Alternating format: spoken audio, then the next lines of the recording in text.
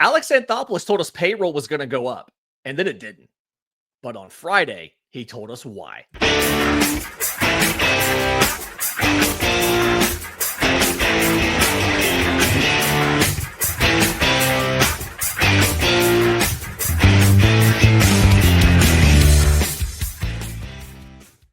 Yes, welcome on in to Braves Today for Monday, February 17th. Your source of news, notes, and updates on your Atlanta Braves. I'm your host, Lindsay Crosby. You can follow me on Twitter and Blue Sky at Crosby Baseball. You can follow the show on Twitter, Braves_today. We have a Facebook page and an Instagram as well. And you can find all of my written work, bravestoday.com. That's the Braves Today Substack, as this is both a podcast and a newsletter. And for those of you subscribed to the YouTube channel, and with notifications turned on, you've noticed in the last couple days, last week or so, we've been putting up almost every single day the media availabilities of Brian Snitker or Alex Anthopoulos from down in Northport, them talking to the reporters. And Friday afternoon was one of those days. Alex Anthopoulos addressed the media and just took questions for about 20 or so minutes, talking about a lot of different topics. And I went in and pulled a couple clips out of that because I found some really interesting thoughts there. So we're going to get to the bullpen and replacing Joe Jimenez and AJ Minter and their kind of philosophies there. We're going to get to Ronald Acuña Jr. and Spencer Strider. But first, I want to talk about the money because one of the big, I saw this on Twitter, one of the big things that was taken out of that press conference from Alex Anthopoulos on Friday was an answer that he gave to a question about the payroll, right? He said in that press conference at the end of the season last year, if you remember, Atlanta was eliminated on a Wednesday night in San Diego. They gave a press conference day and a half later. It was like noon on Friday. And that's the infamous press conference now, the now infamous press conference, where Anthopoulos said that the options were going to get picked up for Darno and all those guys. That's where Anthopoulos said that the coaching staff was going to return intact. Obviously, neither of those things happened. And then Alex Anthopoulos said pretty unequivocally that payroll was going to go up. And yet, despite that that proclamation at that point in time, payroll is not up. Atlanta finished last year just shy of $277 million from a luxury tax perspective and $231 on a cash perspective. And as we sit right now, as of time of recording on Sunday evening, Atlanta's cash is at $212 and their luxury tax is at $230. So a lot of Braves fans are wanting to figure out what happened, what's going on. Why is payroll not higher when you said it would? So here's Alex Anthopoulos in his own words talking about spending this offseason and kind of what happened there. There's always a lot of talk this offseason when you look at what some other teams have spent in the National League compared to what you guys have spent. So how can you kind of explain to fans that you guys are still just as good, if not better, not spending that? Yeah, I mean, look, I think the biggest difference is we've spent a lot on our own players, right? So we've made a lot of commitment. I haven't looked at it in the last few years. But I think we have the most probably long-term contracts of the majority of teams. If you start looking around the roster, not necessarily in the rotation, but we have long-term contracts all over the place. So even still, we didn't have that many holes. Now we've lost free agents, no doubt about it, but we have some people we're going to give opportunities to. Strider and Fried are not the same, but we lost Strider for last year. We had the best ERA in the game, and we lost Fried now, but Strider comes back. We lose Charlie Morton. Can Grant Holmes take that opportunity and be that guy? We think he's certainly got a chance to do that. From an offensive standpoint, we lost Ronald, and we think getting him back is going to be big as well. So Joe Jimenez is the one loss that we haven't been able to account for. We're hoping guys like Daysbel Hernandez can certainly take a step, but we'll see how with the other guys we have in camp. So we won 89 games a year ago with a lot of things going wrong. And look, the other thing is with the position players we have, a lot of them had for their careers down years. Really, other than Ozuna, everyone took a bit of a step back. So they're still young, they're still elite, talented players. There's upside for them to be better than that. So we explored all kinds of things, signings, trades, things like that. But again, we have our payroll's in the top 10. We have a lot of commitments already, and we're going to be much more selective in things that we do. Alex,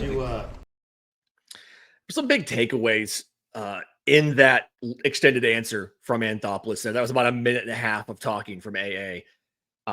But some of the gist of this, right? They think that this is one of the best rosters in baseball. And I don't think they're wrong, right? Like, this is betting odds, projections, all of that have this as one of the best teams in the National League. Behind the Dodgers, everybody's behind the Dodgers, but they have this as one of the best teams in baseball. Like, you're not wrong to say that. I'm perfectly fine with that assertion. Anthopoulos also says that they really don't have any replacements for anybody that's gone other than Joe Jimenez.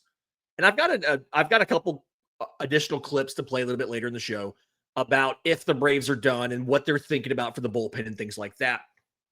But what Anthopoulos said there kind of mirrors, I think, something that I've said this offseason about, like, it's very clear the team feels like the combination of guys coming back from injury, guys having some positive regression on down years last year, can make them better than they were in 2024. Are they going to be as good as 2023? I don't think they are. That was, in retrospect, that was an outlier year for just about everybody. But for as good as 23 was for everybody, 24 was just as bad for everybody. The true talent level of this team is probably somewhere right in the middle of those two. And the Braves obviously feel like, and by the Braves, the front office, AA, obviously feel like they're closer to the 23 team than the 24 team, despite the pieces that they've lost, because they're getting guys back, they're getting better performance and things like that. David O'Brien specifically asked about the luxury tax, though, because we've heard AA say they're not afraid to get into the luxury tax, to go over it for another year. And he specifically asked, was the luxury tax an impediment? Here's what AA had to say about that. Was the luxury tax, you mentioned it wouldn't be an impediment, but was it an impediment because you could have used, obviously, another starter or a setup guy? And you guys didn't. Yeah, I think so. We looked at doing some things in the starting rotation, but look, you can look at everything, right? And we could talk about anyone. Right now, we were going to go into the season locking in, preparing to have 4 spots locked in. Schwellenbach, Lopez, Sale, Strider. And if you have 7 guys and all of a sudden they happen to be ready opening day, what are you doing with the other 2, right? So that's just reality. We can't bank on guys getting hurt or missing the season and things like that. So you really only had 1 opening in the rotation because those 4 spots were going to be locked in one way or the other. So everything we looked at was, who do we think will be significantly better than what we think Grant Holmes might be. And look, I mentioned him because the way he pitched last year for us and so on, he'd be the front runner for that spot. And again, I'm talking about Strider being back sooner rather than later. We don't expect him to miss a good chunk of time. So we looked at things, and there were some guys we thought would be an upgrade, and Grant could go to the bullpen. But we think Grant's got significant upside. He's got a plus curveball, plus slider, throws strikes. And we'll find out. I know it's just talk right now, but we need to take some shots on some young guys. And sometimes we're right, sometimes we're not. But that's what's allowed us to keep this going and to be able to sustain. And we won the World Series in 21. The next 2 years after that, we won 101 and 104 games after the World Series, which the Braves hadn't done in 20 plus years. And with all due respect to other organizations, other than teams like the Dodgers and so on, a lot of teams you're seeing win the World Series and have to take a little bit of a dip and then try to build back up. So we're trying to avoid that. Another interesting answer from AA. I've heard other people talking about this press conference saying he sounded defensive and things like that. I think I'm trying not to ascribe any sort of feelings to his response, right? Let's take him at his word. Unlike this weird assertion on fans, I don't think he's lied to us like deliberately. There was a big caveat on that end of season press conference, and everybody seems to forget when they said, AA said payroll's going to go up. AA said they weren't going to fire coaches. He said at the beginning of that press conference, we haven't had our conversations about this yet. We haven't actually sat down and evaluated the season. So this is all what I'm thinking as of now. And that quote right there, and how a lot of people have pointed back and said, oh, well, he said they were doing this and that, and missing that context. That's part of the reason I started posting all of these press conferences on YouTube, so that people could go watch every word that AA said and understand that, hey, the quote that you saw on Twitter, the 30-second clip, didn't include that caveat. But I did find it really interesting. He kind of said they've looked at doing some stuff. A lot of people, and myself included, have been surprised at some of the deals that guys were getting in free agency this year. I don't think it's a surprise that the general consensus is that a lot of players got paid more than perhaps they should have gotten paid, or that maybe more than maybe made a ton of sense to pay them.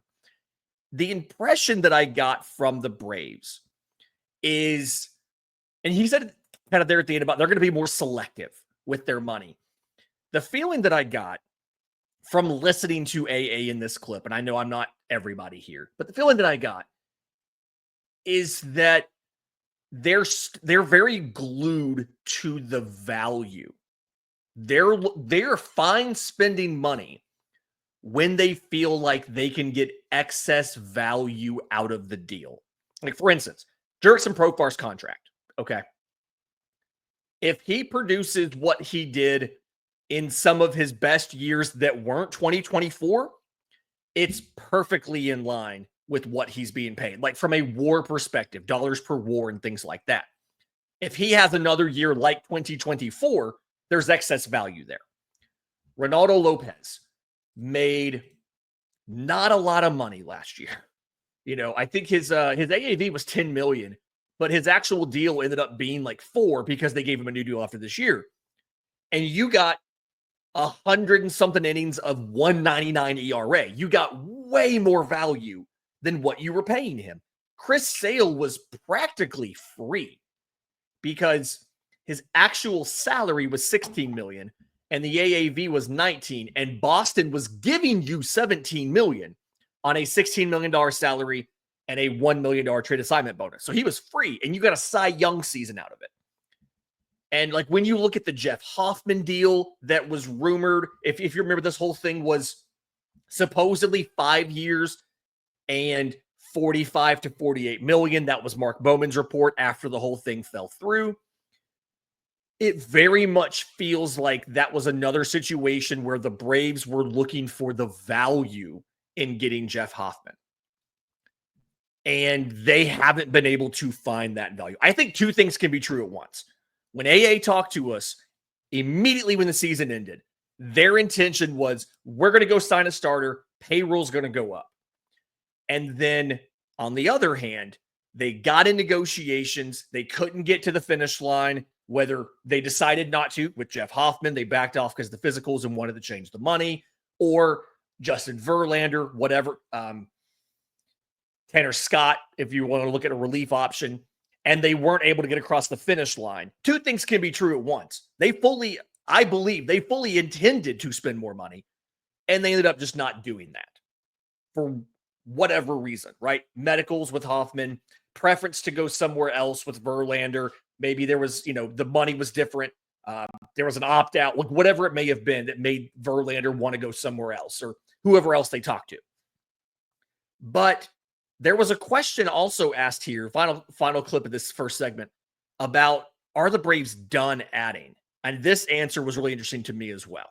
Alex, I know you said payroll would increase opening day to opening day. I guess, is that, teams can always add until opening day or after opening day? Is that something you guys have stayed engaged on, in terms of what is out there? Yeah, look, to Dave's point about the tax, we were having conversations about a deal that would have brought us over the tax. And, it just came down to, it had nothing to do with the dollars. Again, the tax is a tax, right, on every dollar over, right? It's not on your entire payroll. So you're just paying, you sign a $2 million player, he costs $3 million. It's $1 million of tax right now. So that hasn't stopped us before. We've done it 2 years in a row, and for the right deal, we'll do it. But again, it was a deal that would have been a longer term deal. And and that could be trade or free agency, but what stopped us was more the out years, 26, 27, and so on, how the payroll looks, who we're blocking, how would we be impacted. And it's the same thing. I mean, it's, again, we have a lot of guys that we're locked into that we believe in. You know, a lot of position players are locked in. You know, we got an option on sale for the following year. So, you know, the 4 guys I brought up, those guys we have under control for at least the next 2. And then we do have the Ian Andersons and the Holmeses and some of these other young starters. So to block them for the right guy, sure. But again, we always have to balance out the short and the long term. I think for the right guy is the key thing there. And it kind of goes back to, it feels like at the end of the day, if you're sitting back and you're being objective, the Braves didn't like what they would be able to add in production and innings and starts and WAR, whatever it is, for what they were being asked to pay for a guy to replace a Charlie Morton, right? If you wanted somebody who was going to give you 30 starts next year, you were going to pay $20 million for that guy in free agency.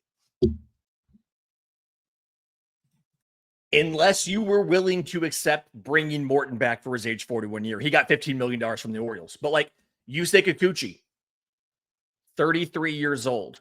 He got $21.25 million a year on a 3-year, just under $64 million deal with the Angels.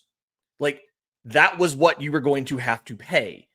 And it feels like the Braves and Alex Anthopoulos were saying, we don't think it's worth it to pay $20 million to somebody to be a 4th or 5th starter when we have these guys right here that can be 4th or 5th starters and cost us so much less money, right?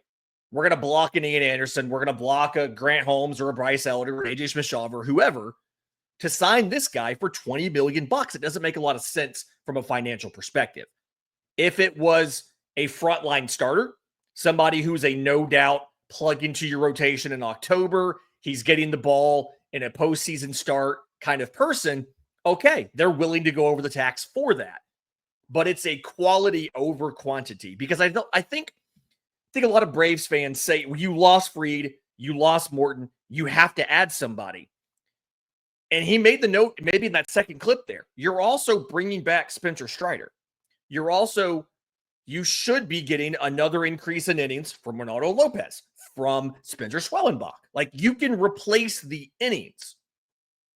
It's the performance. It's the ERA. It's the strikeouts.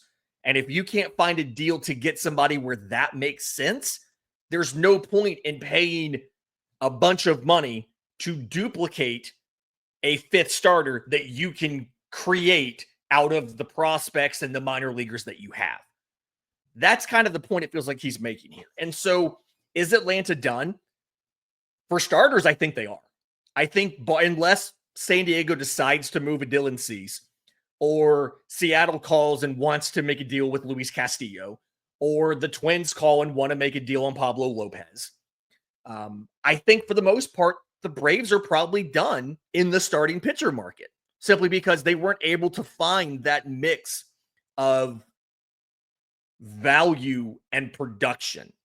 Because again, it's quality over quantity. And in retrospect, would I have loved if he would have come out and said that in October? Yes, that would have been great. That would have helped fans understand and helped me understand and be prepared for, yes, we may add if we can find the right guy. But when you hear payroll is going up, the automatic assumption is they're going to sign a guy to replace the 2 they lost in the rotation, when in reality, they think they're covered. That first clip, Joe Jimenez is the only missing piece that they think they haven't replaced yet. In just a second, let's talk about Spencer Strider and Ronald Acuña Jr., because AA did address them and some of the steps for them on coming back. And we did learn something new about that. And we'll break that down next, right here on Braves Today. Welcome back to Braves Today. Lindsay Crosby talking about Alex Anthopoulos' comments last Friday to the media in Northport about the Braves offseason, all the money stuff going on, about the bullpen and the bench spots, and then about Ronald Acuña Jr. and Spencer Strider. That's a segment here. And he reiterated some of the stuff we've heard over and over throughout the offseason. They're not going to have Strider and Acuña on the opening day roster. But we did learn a little bit more about the timeline for Ronald, some of the steps he has to take before he actually starts playing and gets back on the field in competitive situations. Here's some of that now. Alex, we just talked to Ronald, and he says he's feeling great and everything. Can you kind of just update us where he's at? Because he told us he was cutting. There's some things I don't think he quite understood. Can you kind of give us? Yeah, no, he's doing great. I mean, you guys are going to see him. We don't plan on him appearing in any games during this Grapefruit League season, but you'll see him shagging. You'll see him probably DHing on backfields and things like that. And I think once we get to the end of camp, we'll have a better idea on a time frame. But the big thing for us is just making sure when he's back, he's full go, and he's back to the elite player he's always been. He said he's running at about 90-95%. When will we start doing like cutting and that kind of thing? You know, I don't have exact date for you right now. I think just in my view, knowing he's not making the opening day roster, we're sitting here in the middle of February. That's 6 weeks from now, right? So that's far enough away that my focus will be once we get to the end of camp. You know, what do they feel like? When does he start a rehab assignment? So, reiteration, not going to make the opening day roster, but he is going to go out on a rehab assignment. So, that'll be interesting to watch from the perspective of, I always love when Braves fans have an opportunity to see these guys. I also love for the minor leaguers when the major leaguer comes in. You know, they usually get a pretty nice spread, things like that. That'll be fun. So some interesting news there, some confirmation that he is in fact expected to get some sort of rehab assignment. Part of me wonders, do they get him down in Columbus to christen that new ballpark for the Double-A Clingstones? Mississippi, moving over from Mississippi over to Columbus. So interesting there. But there was also some questions about his usage. What is the plan for Ronald Acuña Jr. in the season as far as, is he going to be an everyday outfielder? Is he going to be moving around the dynamo in the lineup? Here's what AA said about that. In the process of easing Ronald back, is there a conversation of maybe putting him at DH to start when he gets back to Atlanta? No, he won't need to. And even, there was I know when you look back at the numbers in 22, he didn't DH that much. So he's already so much farther ahead of where he was at the same stage. So just even at opening day, he's had that much more time to recover. So there's been no discussion of it. Things can change, of course, but no discussion. We don't anticipate needing to do that at all. And we expect when he's back that he's playing most likely all of his games in the outfield. Who makes that final call? Like, is it Acuña? It's collected. Yeah, no, I think right now that's something that we just talk daily. So he's an outfielder. He'll be back as an outfielder. If, like anything, if he needs a day here and there, we'll make that adjustment. But I'd say that about a lot of players. So, but there's no anticipation that he's going to need to be a DH. To AA's credit there, in that season, in that 2022 season, I just had it here a second ago. Ronald had 27 appearances at DH, but they weren't all when he first came back. If you remember, the end of August 31st, and then like the first 2 weeks of September, he DH'd every game. I mean, he had half of his appearances in the month of September were DH appearances. And he talked about he had some swelling issues, some fluid issues, and things like that. Part of the reason Atlanta's being so much more conservative with their time frame on this return versus what he did in 2022 is exactly what AA just said right there. They want him to be able to be in the lineup every day in the outfield when he comes back. And the fact that he's going to, despite having this injury a month and a half or 2 months earlier, right? If the time frame that I reported May 2nd against the Dodgers, that's the game he wants to come back in, as told to me by Ronald himself. If that's truly the day he wants to come back, then despite getting injured almost 2 months earlier than last time, he would be coming back later than when he came back in 2022. He debuted April 28th of 2022. And that extra time to heal, to rehab, to get right before the season is what's going to allow him to go back into his normal usage patterns, leading off, playing right field on an everyday basis. Now, whether or not he'll be the same Ronald or not is a question, but Alex also thought that the extra time should give him a much higher floor than 20, than what could potentially happen had he not gotten the extra healing. Here's what AA said about their expectations for Ronald this year from a statistical perspective. Alex, with him coming back from, obviously major surgery, but also knowing that he has been an elite player, is there kind of a gray area of what you kind of can expect or hope from out of him in terms of performance? Yeah, I mean, I think just based off the last time, I think his floor is what he did last time. And I feel that much better that he'll be better than that just because of the way the rehab's gone. The fact that he's going through this a second time, he has much more knowledge and familiarity and just experience of having gone through it. The fact that we're going to give him that much more time, we think should only be good for him and his performance. So I don't want to put I don't want to make any predictions in terms of numbers and so on, but I think his floor is what he did last time, with ceiling clearly well beyond that.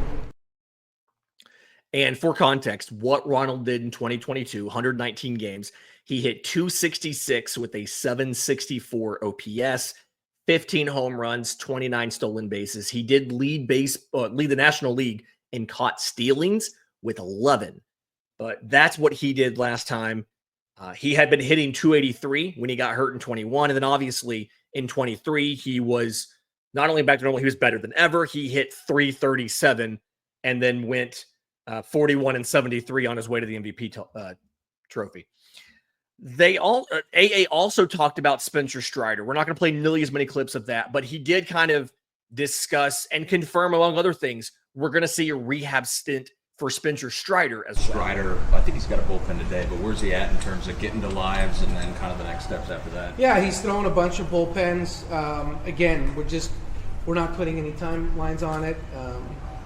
Again, we think there's a good chance he'll pitch in a spring training game before we leave, but we're not locked into that. But he's doing well. He's throwing bullpens. He looks good. Live BPs will definitely happen in spring training, assuming no setbacks or things like that. So we have a calendar for him. But again, I just think if we start saying, hey, on this date he's doing this, and for whatever reason we decide to move it back a day or two, then it's a story and it's viewed as a setback, or we weren't forthcoming. And so what I can tell you is he will not be on the opening day roster. That has been decided. And but the fact that he's thrown off a mound, he's by the time we get to the end of spring training, we'll have a better idea in terms of rehab assignments and all that kind of stuff. So, I mean, he didn't explicitly say he will go on rehab assignments, but by the end of spring, they'll have a better idea as to what he needs for a rehab assignment. It sounds like Spencer Strider is going to go down for some sort of rehab thing before he comes back, which if you think about it, totally makes sense. You really don't want him pitching in 1 or 2 spring training games, doing a bunch of bullpens, and then going live for the whole year. So that makes sense. In just a minute, let's talk about what he said about the bullpen and about the bench, because hearing some of what despite his answer in that first segment I played, hearing some of what he said about the bullpen kind of makes me think he's not actually going to go sign anybody else on a major league deal. We'll break that down next, right here on Braves Today. Final segment of Braves Today, Lindsay Crosby talking about Alex Anthopoulos' media availability on Friday. Again, reminder, the entire press conference, all 20-something minutes of it, is available on the YouTube channel. We have an Atlanta Braves press conferences playlist available on youtube.com. I think it's like /Braves Today or something like that. Okay, so about the bullpen, he talked about that's the biggest area where guys can earn a job in spring and how they have a lot of options. These are shorter clips, but let me get that clip for you real quick. What do you believe will be some of those most difficult conversations and decisions you'll have to make here in the next month? Yeah, I think the most opportunity we have is in the bullpen. I think it's there's just a lot of we have a lot of guys that are coming in and competing for a job. So, and look, I think that's a place you might see us churn a little bit even during the year. So. We've had years where we've had guys on guaranteed contracts and not a lot of room, and that's the group we were going to go with. The group that we start with, there's a chance that you see that evolve over time and over the course of the season. So that's probably the one place I'd say there's the most opportunity for the guys. I did not clip it, but he talked about Daisabel Hernandez, how they have some belief in Daisabel Hernandez. And so in my mind, it's not an exact comparison because it's lefty to a righty, but in my mind, the Braves are penciling in Daisabel Hernandez to take some of the AJ Minter work. And so that's why when AA said the only real absence we haven't replaced yet is Joe Jimenez, it feels like they're thinking a full season of Daisabel Hernandez is replacing AJ Minter without having the lefty part of it. And if you go back and you listen to the show last week where we talked about the front of the back end of the bullpen, we talked about how when Daisabel came up, he got a lot of like 7th and 8th innings, which is one of those areas that they would have used AJ Minter had he been available. So I think that's kind of a given that Daisabel Hernandez is replacing AJ Minter. And like he said, there are a lot of guys that are contending for those final spots. If you want more info on them, by the way, we did a newsletter last week breaking down all of the NRIs to spring, their odds of making the opening day roster. We talked about some of those guys last week in the final 3 spots of the bullpen show. It's obviously already outdated. The Braves signed Buck Farmer on Sunday to add to their NRI group. But he was specifically asked about Angel Perdomo, Anderson Pilar, and he sounds like he's pretty high on Perdomo. Let me play you that clip real quick. We've asked you about Daisabel and some of the other internal guys. What about Perdomo or Pilar? What intrigues you about a couple of those other guys there? Yeah, I mean, I think Perdomo he's a left-handed starter. He's a left-handed reliever that just really performed well for the Pirates before he got hurt. The strikeout rate was through the roof, and he has upside. And you're talking about him potentially being the 3rd left-hander out of the pen, and you already have guys like Aaron Bummer, Dylan Lee. So with the upside that he has, he's out of options. Is coming back from Tommy John now, but he'll have to compete to make the team. You know, Pilar is just someone that really performed well in the minors, went to the Dominican in the winter. The numbers were off the charts. The walk rate was exceptionally low. And again, Rule 5 pick, he's going to have to earn his spot. So there is a lot of opportunity, and we'll go with the best 8. Perdomo, I don't quite think I realized how good his strikeout rates were in Pittsburgh. In 2023, he had a 37.6% strikeout rate, and that's over 29 innings. So it's not a full season, but it's 30 outings. It's just over half of a workload for a reliever. Like a lot of relievers ended up with 50 to 60 appearances in a season. I mean, it's half of a season of appearances with a 37.6% strikeout rate. He had 19 games in 2021 with a different organization, this case with Milwaukee, and a 35.4% strikeout rate. So he's absolutely, that seems to be a inherent quality of Angel Perdomo. Granted, the big caveat here is he's coming back from Tommy John. He has pitched a little bit like in spring as far as being on the mound doing bullpens. He did not enter any minor league games last year. He may have done live ABs in the facility while he was rehabbing or something, but we haven't seen him in competition facing live hitters. So I do think it is technically still a question of who is that 3rd lefty to open the year. Is it him? Is it Chasen Shreve? They added another lefty, was Jake Diekman, added him late last week. With Perdomo, you reasonably could put him on the injured list if you needed to and get 30 days for him to go to the minors and face guys before you bring him up. So that's always an option. But I did find it interesting that there's a reason why I've had both Perdomo and Pilar on a lot of my roster projections that have come out throughout the offseason on Braves Today in the newsletter. And it's because the organization's obviously high on them and they're on the 40-man roster. And especially, I believe in the case of Pilar, maybe you have the ability to move. No, you don't have any options on him. But they've been high on these guys. They carried Perdomo on the roster through his injury and everything. It makes sense that they would be the favorites. I do also want to play one final clip here. AA talked about the philosophy for the Braves on the bench. A lot of people, when they've been figuring out the Braves bench going into opening day, they've been writing off guys who are out of options but have experience and are liked in the clubhouse. Your Luke Williams, your Eli Whites, and guys like that.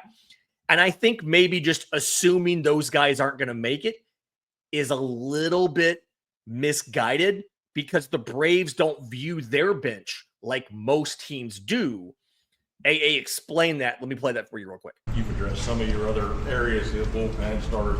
How about the bench? What do you think about, I know Snit doesn't use the bench a lot, Yeah. but when you look at what you have in the infield or outfield, maybe you don't need them on a, once every week basis, but what if somebody gets hurt?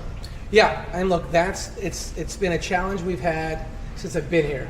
We love the fact that we have guys that play every day. Even Jurickson Profar, 158 games played, and that for us that pops off the page for this organization. There's a mentality that comes with that. There's a reliability, and so on. And look, Austin Riley's been durable. He gets hit in the hand, so that's a freak thing. Matt Olson's got 400 plus games or more at that position right now. So you can't plan for all of it. We're aware of it, but part of by design going after durable players is knowing from a philosophical standpoint how we do things.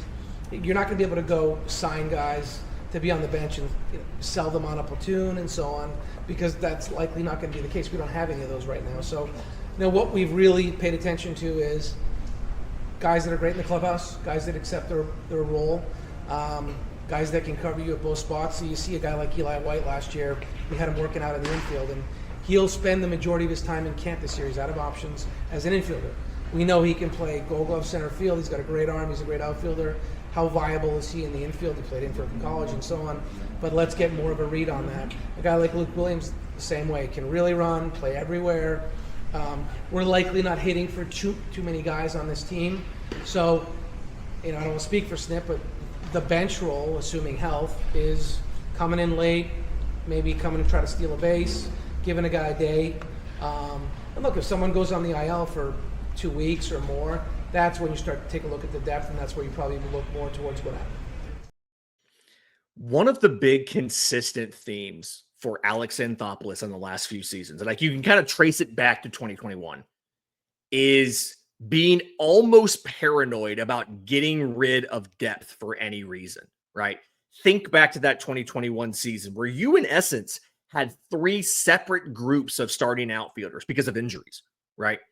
And you bring in those 4 guys at the deadline between Soler, Rosario, Duvall, Pache, not Pache, Peterson. You bring in those guys to kind of redo your outfit on the fly. You use 7 catchers in 2021. And that's something AA specifically has mentioned, the catchers and having to go through so many. And I even think he's joked and said he was scarred by that.